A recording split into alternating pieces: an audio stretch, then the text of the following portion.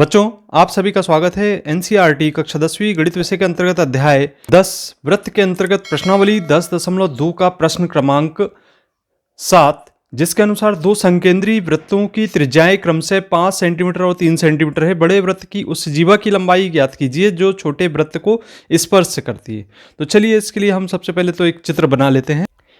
जैसा कि हम यहाँ पे चित्र में देख रहे हैं, दो संकेंद्री वृत्त एक के अंदर एक स्थित हैं। इनका केंद्र O है और यहाँ पे एक जीवा, बड़े वृत्त की जीवा AB है और वृत्त के केंद्र O से इस जीवा पर एक लंब खींचा गया, इसमें इसका स्पर्श बिंदु P है। यहाँ पे मान लेते हैं कि O दोनों संकेंद्री वृत्त का केंद्र है और AB इस बड़े वृत्त की जीवा है जो कि छोटे वृत्त के बिंदु P पर स्पर्श करती है। O से P को मिला देना है और चूंकि OP जो छोटे वृत्त की त्रिज्या है इस AB पर लंब होगी, तो हम लिखेंगे कि OP लंब है AB पर।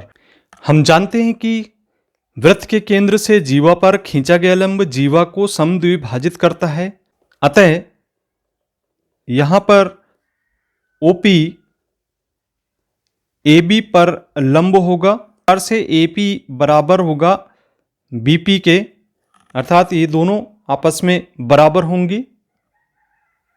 अब यहाँ पे चूंकि ये लंब है इस पे, तो यहाँ पे 90 अंश का कोण निर्मित होता है। तो यहाँ पे एक समकोण त्रिभुज हमें प्राप्त हो जाता है जिसको हम समकोण त्रिभुज APO कहेंगे।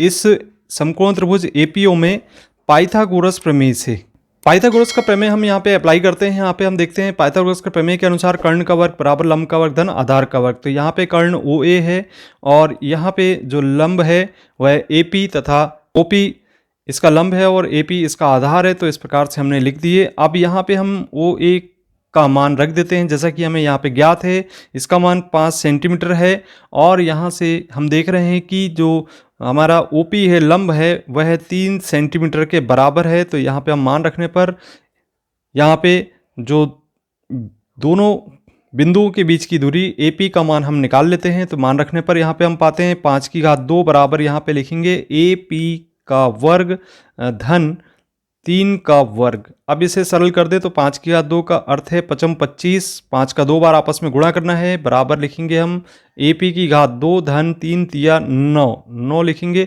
अब इसका पक्षांतर कर देते हैं तो यहाँ पे हम पाते हैं कि 25 ऋण 9 बराबर AP की घात 2 होगा। और हम जैसे ही घटाते हैं तो यहाँ पे 25 में से 9 घटाने पर हमें 16 प्राप्त होता है और इसे हम लिखेंगे AP की घात 2।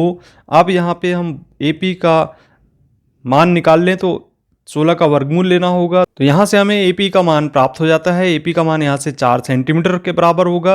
अब चूंकि यहाँ पे हम देख रहे हैं कि जो AP है और BP दोनों आपस में बराबर हैं, तो यहाँ पे यदि हम इसका दुगुना करेंगे AP का, तब हमें ये जीवा की लंबाई प्राप्त होगी। तो यहाँ पे जीवा की लंबाई हम जानते हैं कि AB बराबर यहाँ पे जीवा है और इसका ये दुगने के बराबर है AP के, तो 2 AP लिखेंगे और AP का मान अभी हमने ज्ञात किया है 4 सेंटीमीटर के बराबर। तो यहाँ पे हम 4 रखेंगे और 4 का गुणा 2 में करेंगे तो यहाँ पे हमें प्राप्त हो जाएगा 8 सेंटीमीटर। इस प्रकार से हम इस जीवा की लंबाई ज्ञात कर लेते हैं। बच्चों, यदि वीडियो पसंद आया तो आप इसको लाइक कीजिए, अपने मित्रों को शेयर कीजिए और यदि आपने अभी तक चैनल को सब्सक्राइब नहीं किया तो सब्सक्राइब कीजिए। मिलते हैं अगली वीडियो में हम इसी प्रकार के कंटेंट देखने के लिए। धन्यवाद।